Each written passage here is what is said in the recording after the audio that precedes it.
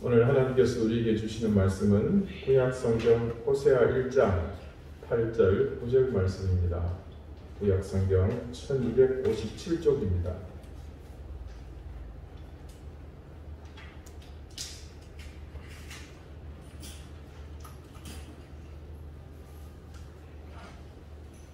호세아 1장 8절 9절 말씀을 제가 읽겠습니다. 이제 다 같이 자리에서 일어나 하나님의 말씀을 경청하십시오. 고멜이 로루하마를 젖된 후에 또 임신하여 아들을 낳음에 여호와께서 이르시되 그의 이름을 로암미라 하라. 너희는 내 백성이 아니요 나는 너희 하나님이 되지 아니할 것이니라. 아멘. 자리에 앉으시기 바랍니다. 하나님께서 이 말씀으로 우리에게 은혜 주시기를 원합니다.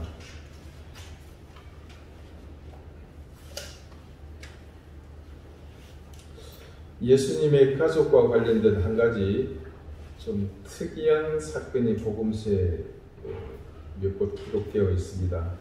그중 한 곳이 누가복음 8장 19절에서 21절까지의 말씀인데 잠깐 한번 들어보십시오. 예수의 어머니와 그 동생들이 왔으나 무리로 인하여 가까이 하지 못하니 어떤 이가 알리되 당신의 어머니와 동생들이 당신을 보려고 밖에 서 있나이다. 예수께서 대답하여 이르시되 내 어머니와 내 동생들은 곧 하나님의 말씀을 듣고 행하는 이 사람들이라 하시니라. 대체 이게 무슨 말씀이신가 싶으시죠? 말씀에 따르면 예수님의 어머니, 이제 마리아겠죠. 그리고 동생들이 예수님을 보려고 예수님이 있는 회중들이 모여있는 그 바깥에 간구한 것으로 보입니다. 그 사실을 제자 중 한 사람이 예수님께 전했습니다. 30대가 되면서 예수님은 소위 가출을 하셨죠.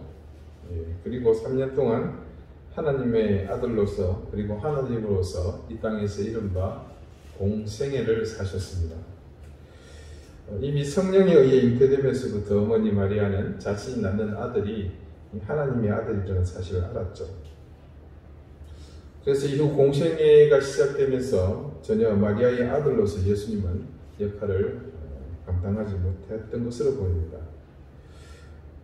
그렇지만서도 예수님이 십자가에 못 박혀 돌아가실 때를 연상해 보시면 그 현장에 계신 어머니 마리아를 보면서 요한을 향해서 어머니 보소서 당신의 아들입니다. 네.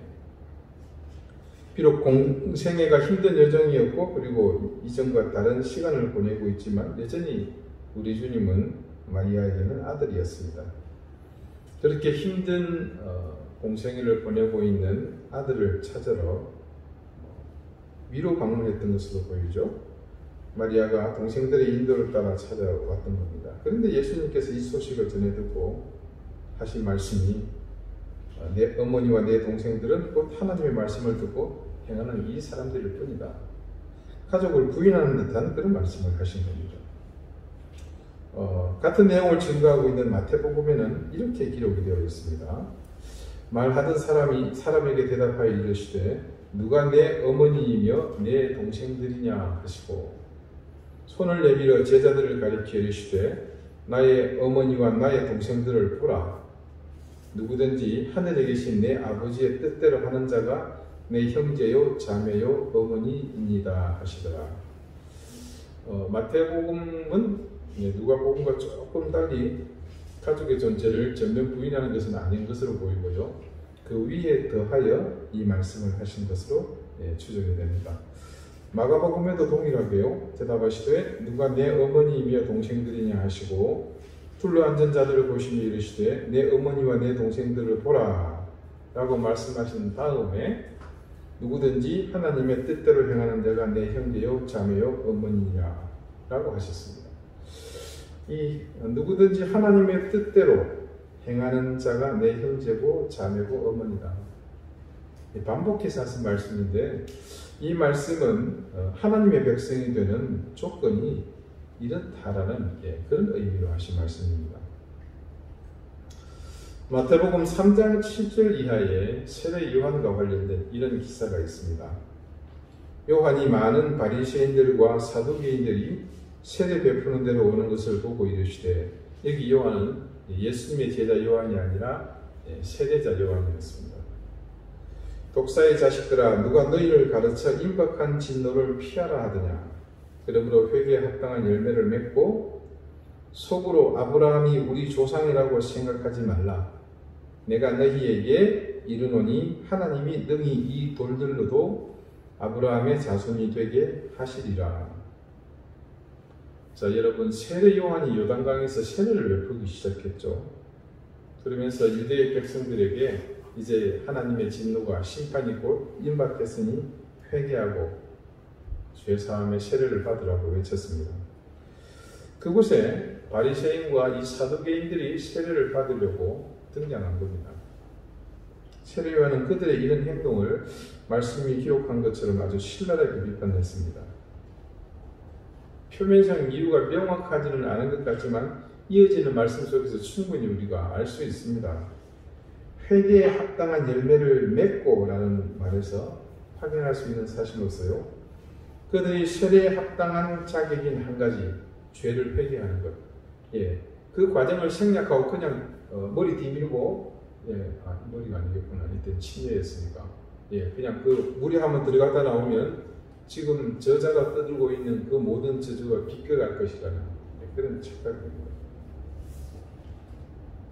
그것을 확신할 수 있는 것이 그 다음 주에 기록된 말씀을 통해서입니다. 속으로 아브라함이 우리 조상이라고 생각하지 말라. 그들이 회개하지 않은 이유가 여기에 있었습니다.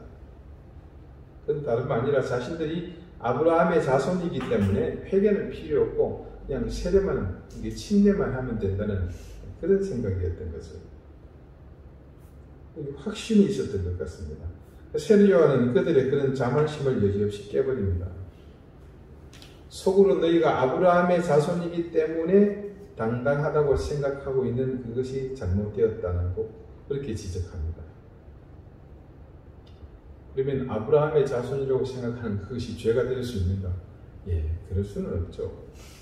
그런데도 세례 요한이 이렇게 말한 데는 타당한 이유가 있습니다. 이 바리새인과 사두개인은 그 당시 열심당 또 에스네파와 더불어서 이 유대교의 내분파를 이루는 최고 엘리트 집단이었습니다. 종교 지도자들이죠. 이들은 일반적으로 무지한 백성들을 올바른 신앙으로 인도하는 역할을 해야 하는 것이 본분입니다. 이들은 그런데 모두가 백성들에게 그렇게 함으로 존경받는 지도자이기보다는 자신들만의 해석으로 율법을 요리하고 또 그걸 백성들을 억압하는 그 위에 군림하는 수단으로 삼았던 사람들입니다. 선택받은 민족, 즉 아브라함의 자손이라는 자부심에 더해서 구원에 이르는 도구인 율법을 자신들만 가지고 있다는 이 자만으로 표리부동한 삶을 그들은 살게 되었고 예수님의 공생애 때 내내 그의 저주에 가까운 책망들을 그래서 예수님은 그들에게 부었던 것입니다. 그런 자들에게 세례 요한이 뼈아픈 소리를 하지 않습니까? 속으로 아브라함이 우리 조상이라고 생각하지 말라. 내가 너희에게 이르노니 하나님이 능히 이 돌들로도 아브라함의 자손이 되게 하시리라. 그들의 자부심, 그 위에 더해진 자만이 그 근본부터 잘못되었음을 지적하고 있습니다. 너희가 자랑하는 그 혈통 아무런 의미 없는 것이다. 아브라함의 조선 웃기지 말아라. 하나님께서는 이 땅바닥의 돌들로도 다 아브라함의 자손이 되게 하실 수 있는 분이시다. 네가 아브라함 자손이라면 이 돌도 아브라함 자손이다. 이렇게 이해하시면 더 쉽겠다겠죠. 자, 예수님이 자신을 찾아온 가족에게, 더 정확히 말하면 제자들에게 자신을 찾아온 가족을 비유로 해서 예수님의 형제 자매 어머니가 되는 조건은 혈통이 우선하는 것이 아니라 하나님의 뜻대로 행하는 그것이라고 말씀하셨습니다. 세례 요한이 말하고 있는 아브라함의 자손이 가진 의미도 똑같습니다. 예수님께서 혈통보다 우선하는 하나님의 백성의 자격을 말씀하셨듯이 세례 요한 역시 더 중요한 것이 있음을 선언했습니다. 수천 년을 이어져온 그들의 자부심은 이제 휴지 조각과 같이 되어버렸습니다. 사실 이것은 처음부터 유대인들의 착각이었습니다. 하나님은 유대인만, 이스라엘 백성만을 만드시지 않았습니다. 그런 의미로 이 세상의 주도권을 너희에게 내어준 적이 없다는 그런 뜻입니다. 그런데 지금껏 수천 년을 이어오면서 그들은 이 땅의 주인 행세를 해왔습니다. 그래서 지금 그런 착각으로 마치 자신들은 당연히 구원의 자격이 있었다고 생각하고 있습니다. 그러나 실제로 그들은 어떤 의미로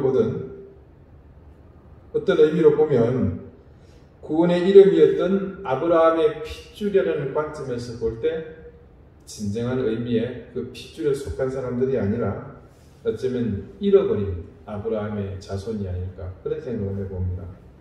자, 여러분, 이런 사실을 우리에게 교훈해 주는 한 가지 중요한 사건이 있었습니다. 예수님께서 한 번은 여리고를 지나시게 되었죠. 그때 여리고 지역에 세무서를 책임지고 있는 삭개오라는 사람이 그 소식을 전해 듣습니다. 로마 정부의 세금을 걷어서 바쳐야 하는 세리는 그 직무상 불가항력적으로 민족의 배신자라는 그 더러운 이름을 뒤집어 써야 하는 그런 존재들입니다. 자, 직접 로마 사람이 와서 세금을 징수하면 문제가 없겠지만 이런 일을 그들의 식민지에서 할 이유는 없습니다. 그래서 같은 동족 중에 그 일을 감당할 사람을 세웁니다. 그 일을 할 사람들은 얼마든지 많았으니까요. 철밥통 공무원인데 누가 마다고 하겠습니까? 예전에도 말씀드린 적이 있습니다만 로마의 세법은 간단했습니다. 그 지역에 얼마만큼의 세금을 걷어서 바쳐라. 그러면 이 세계의 입장에서는 그게 그냥 도급제와 같은 겁니다. 그러다 보니 로마가 요구하는 그 지역의 세금이 얼마가 되었건 담당 세리는 자신이 거둬야 할 세금 액수보다 훨씬 더 많이 징수합니다. 그리고 로마에 납부하고 남은 것은 자신의 몫으로 챙기죠. 만약 로마가 이곳에서 100을 거두라 그러면 200 걷어서 100 갖다 주고 100은 자기가 먹는 겁니다. 물론 그 과정에서 입막음을 위해서 필요한 떡밥들은 나눠주겠죠. 동족들에게 그 같은 짓을 서슴지 않고 자행했기에 세리들은 그 당시 창기와 같은 부류로 취급받았습니다.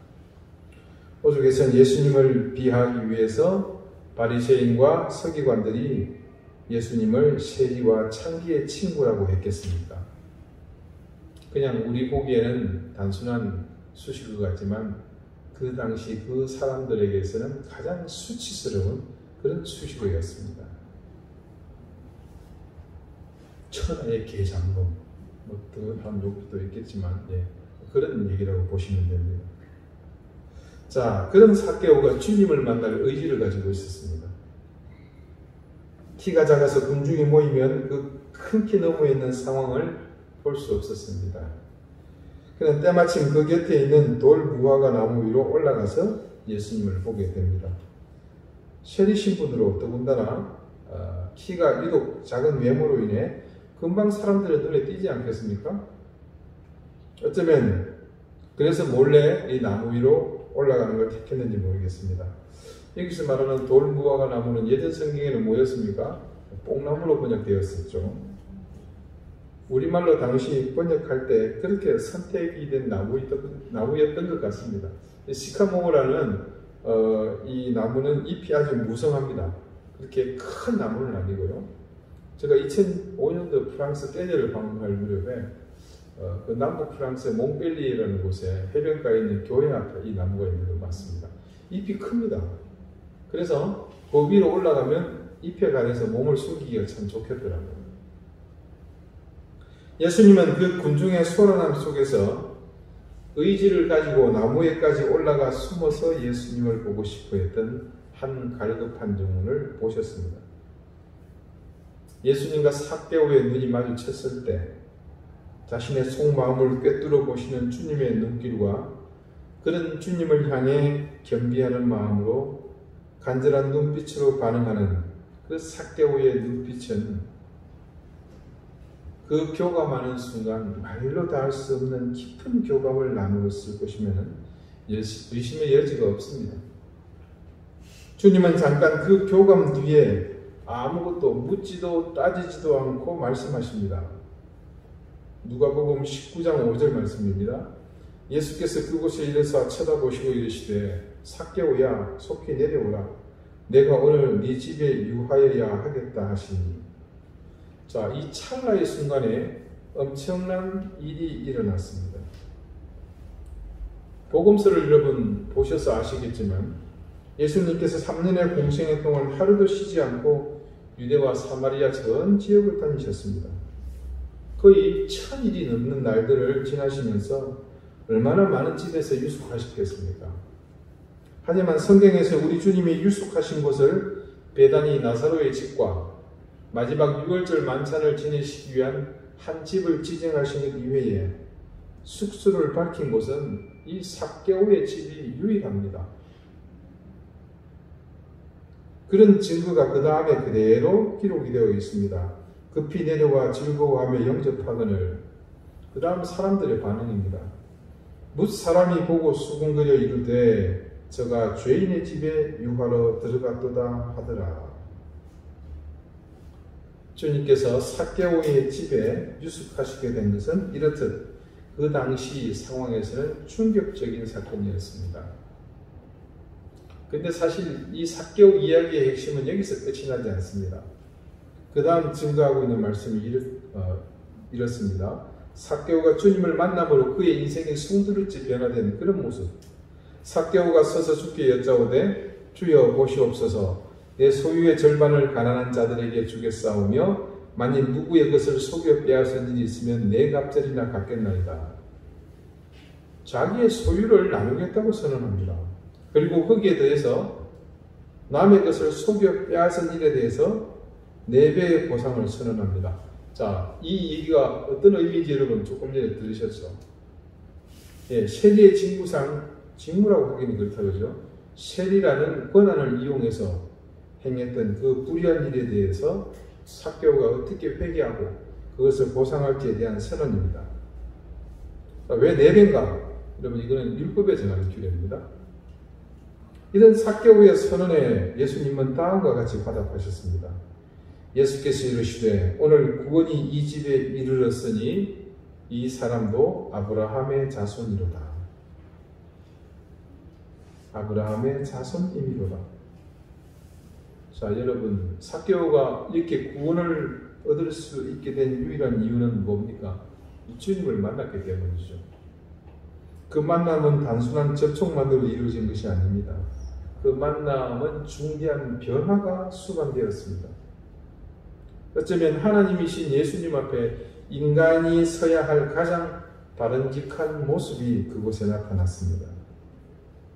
살아계신 하나님의 아들 앞에서 자신의 죄를 그대로 드러낼 뿐만 아니라 그 죄를 자복하는 것으로 그치지 않고 그 자백이 온전한 회개에 이르도록 그런 행동을 결단하게 됩니다. 자, 먼저 자신의 재산 절반이 날아갔습니다. 날아갔다는 표현은 조금 그렇다 그렇죠? 이해를 돕기 위해서. 그리고 남은 절반은 어떻게 됩니까? 속여 빼앗은 세리의 업무상이 아니고 업무상 과실에 대한 보상으로 전부 날아갔을 것입니다. 자, 결과적으로 삭개오는 예수님을 만나고 회개를 함과 동시에 알거지가 되었습니다. 그는 지금 자신의 모든 소유를 상실했습니다. 그런 상실의 자리에 놀랍게도 새로운 체험, 새로운 회복의 선언이 이어졌습니다. 그 다음 마지막 이 삭개오 사건의 말씀은 이렇게 맺어지고 있습니다. 인자가 온 것은 잃어버린 자를 찾아 구원하려 함이니라. 이 사건의 모든 것이 함축되어져 있는 의미 있는 한마디죠. 삭개오는 모든 것을 잃고서 비로소 아브라함의 자손이라는 영적 의미의 구원받은 백성으로 거듭나게 되었습니다. 그리고 주님은 그런 선언을 통하여 지금 자신의 죄를 회개하고 하나님 앞에 아브라함의 자손으로 회복된 하나님의 백성으로 거듭난 삭개오를 우리에게 소개하고 계십니다. 그리고 이 삭개오는 어떤 사람이 되었습니까? 주님이 이 땅에 오신 이유를 증언하는 그 증인이 되었습니다. 주님의 이 선언은 복음의 완성을 의미합니다. 그 의미를 찾는 것은 그런데 공교롭게도 이스라엘의 상실에서부터 시작됩니다. 오늘 말씀, 호세아와 고멜 사이에 태어난 셋째 아들에게 역시 특별한 이름을 하나님께서 직접 장명해 주십니다. 셋째 아이의 이름은 지난주 둘째 아이, 불쌍히 여김을 받지 못한다는 의미의 루하마와 같이 부정적도를 붙인 이름을 주셨습니다. 로암미. 천하의 이름은 이런 장명법이 또 있을까요? 제 아이가 어릴 때 말썽을 부리다 혼이 나면요, 아이 엄마가 아이와 말을 하지 않습니다. 뭐 그런 경우 있잖아요, 그죠? 엄마가 화났다는 걸 보여주는 겁니다. 그러면 아빠에게 도움을 요청합니다. 그때 저는 조금 시간이 지나서 아이에게 이제 엄마한테 가서 잘못했다고 말해봐. 그때 이제 엄마에게 아이가 찾아가서 온갖 아양을 떨고 뭐 잘못했다고 이렇게 하겠죠. 근데 와서는 이렇게 말합니다. 아빠, 왜? 엄마한테 잘못했다고 했는데 엄마가 안 말해. 아이가 말을 배울 때라 부정적도와 안을 붙이면 모든 게 반대로 된다는 것을 알았던 거죠. 자, 그런 일대로 우리 안시성을 가진 분들은 좀 양해하시고 들어주시기 바랍니다. 성씨가 안씨인 경우에 이름 짓는 게 참 난감하죠. 가령 이제 바르게 살으라고 해서 이름을 진실을 지었습니다. 안진실, 그렇게 하면 진실하지 않은 것처럼 느껴지는. 오늘 로함이라는 이름도 그래요. 루하마처럼 부정적도가 안이라는 그런 게 붙은 거죠. 그래서 이 백성이라는 뜻에 암미에 로가 붙다 보니까 내 백성이 아니다라는 뜻이 되어버립니다. 그게 어떤 의미인지 그 다음 절에 구현해서 하나님께서 말씀하시죠. 너희는 내 백성이 아니다. 너희는 내 백성이 아니요. 그 다음 나는 너희 하나님이 되지 아니할 것입니다. 하나님께서 이스라엘을 향해 완전히 관계를 단절할 것을 선언하십니다. 너희는 내 백성이 아니요 나도 너희 하나님이 되지 않겠다. 물론 그들이 과연 이 말씀을 귓등으로나 듣기는 했겠습니까마는 이 사실은 이스라엘 백성에게는 가장 큰 저주라고 봐도 무방합니다. 그나마 겨우 명줄을 붙잡고 있는 이 상황에서 그들의 남겨진 유일한 소망은 하나님 아닙니까? 그들은 부인할지 모르지만 하나님은 그들의 인식조차 하지 못하는 남겨진 보이지 않는 그 소망의 끈을 지금 끊으려 하고 계신 겁니다. 실제로 하나님의 이 예언이 그대로 실현되지 않습니까? 이스라엘은 그래서 주전 722년에 아수르의 사르곤 2세에 의해서 멸망합니다. 누가 봐도 하나님이 그들을 버린 거죠. 상처나시에 하나님께서 자기 백성이 그렇게 유린되는 것을 지켜만 보셨습니다.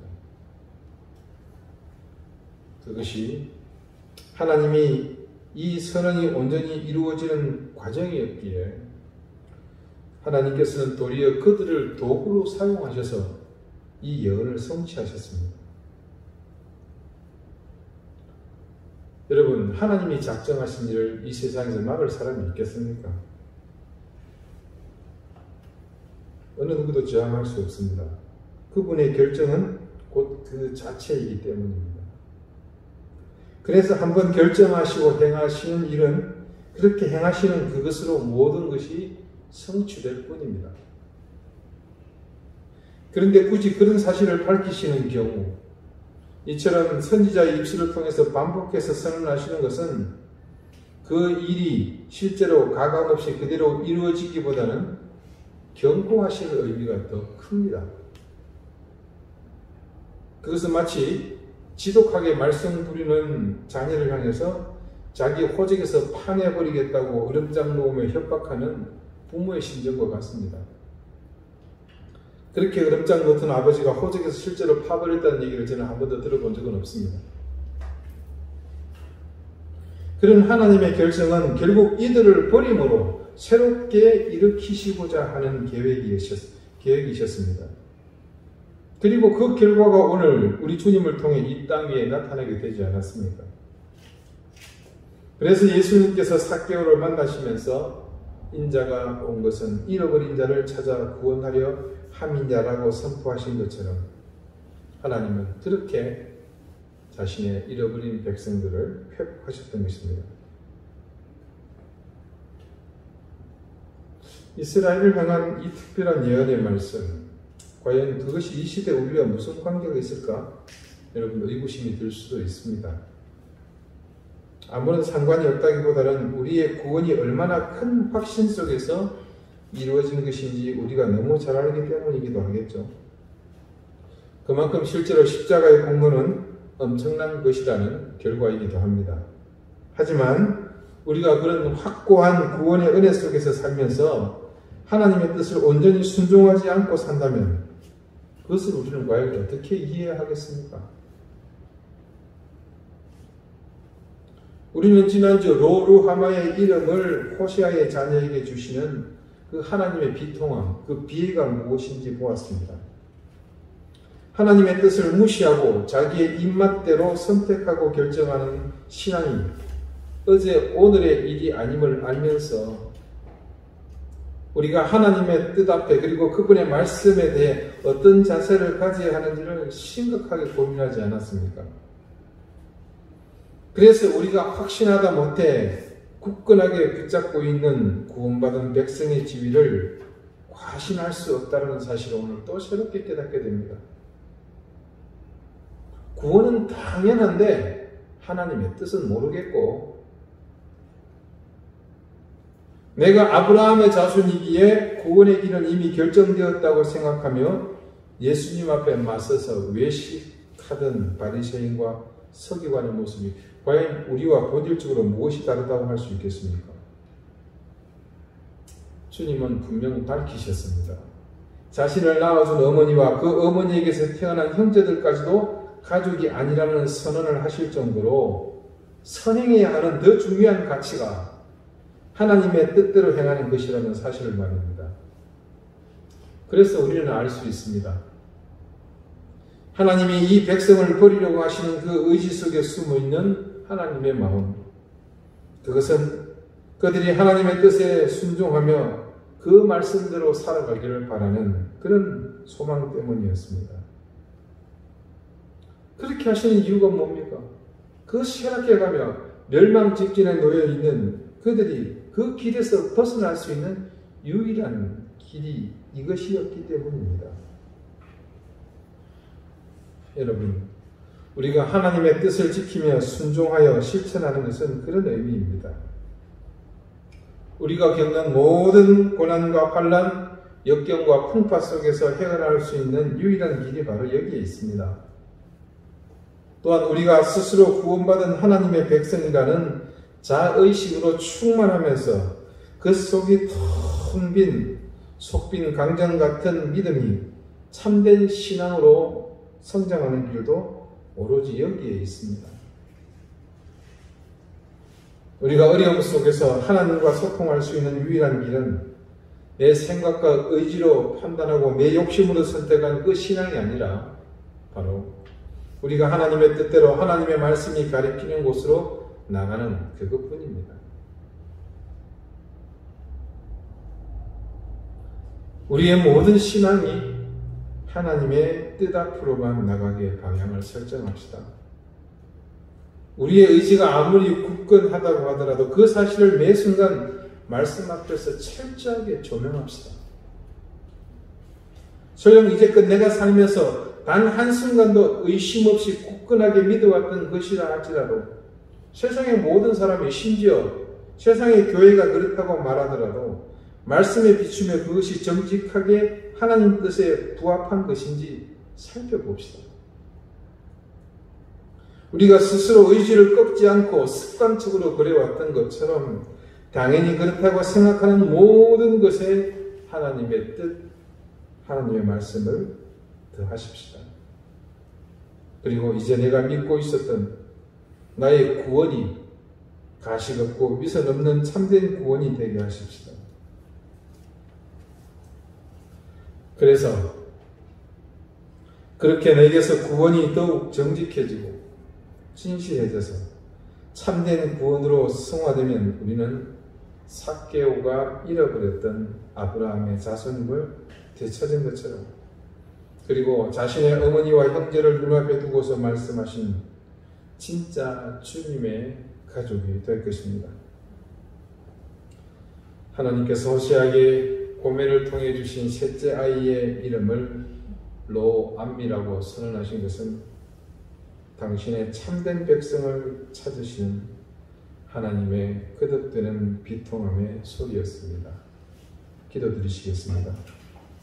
하나님, 우리는 이제껏 하나님의 뜻을 가볍게 여기며 사는 삶을 너무 가볍게 생각하며 살았습니다. 하나님의 뜻은 곧 이 우주 만물을 지으신 주인의 뜻이기에 절대 진리이며 세상의 모든 법칙을 다스리는 힘인 것을 간과했기에 우리는 하나님의 뜻 앞에서 무모한 선택을 하며 허망한 결정을 하며 살았습니다. 우리의 생각과 판단이 언제나 옳은 것이 아니며 무엇보다도 불완전하여 한계투성이인 우리가 실패할 수밖에 없다는 사실을 기억하며 오늘도 우리를 지배하는 모든 우리의 의지를 꺾고 하나님의 뜻을 구하며 그 뜻에 순종하는 삶을 살게 해 주시옵소서. 예수 그리스도 이름으로 기도드립니다. 아멘.